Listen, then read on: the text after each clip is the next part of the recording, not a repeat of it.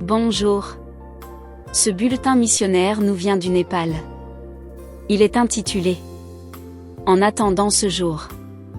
Le voyage de Sukamaya à travers la perte et la foi est un récit poignant de résilience dans l'adversité. La mort de son fils Shyam la plonge dans un profond désespoir, exacerbé par l'éloignement de leur ville de montagne, dépourvue d'infrastructures médicales. L'intervention ratée du chaman ajoute à son angoisse, la laissant avec des questions sans réponse et un esprit brisé.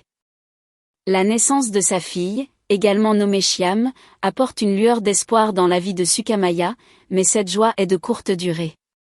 La descente de son mari dans l'alcoolisme, déclenchée par leur chagrin et aggravée par les difficultés financières, jette une ombre sur leur famille. La mort tragique de sa fille lors de l'accouchement sert de catalyseur à l'éveil spirituel de Sukamaya. La rencontre avec un pasteur adventiste du 7e jour devient un tournant, lui offrant une bouée d'espoir au milieu du désespoir. Grâce à ses conseils et aux enseignements du christianisme, Sukamaya trouve un nouveau but et la force de surmonter son deuil. En approfondissant sa foi, Sukamaya embrasse la promesse de la résurrection et l'espoir d'être réunie avec ses enfants dans l'au-delà. Malgré la réticence de son mari à embrasser le christianisme, Sukamaya reste ferme dans sa croyance, trouvant du réconfort dans sa relation avec Jésus. Vivant seule après le décès de son mari, la foi de Sukamaya devient sa compagne de tous les instants. Elle est réconfortée par l'assurance qu'elle n'est jamais vraiment seule, et elle attend avec impatience le jour où elle pense être réunie avec ses proches en présence de son Sauveur.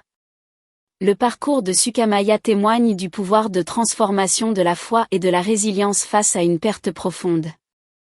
Grâce à sa foi inébranlable, elle trouve la force, l'espoir, en fin de compte, un sentiment de paix au milieu des épreuves et des tribulations de la vie.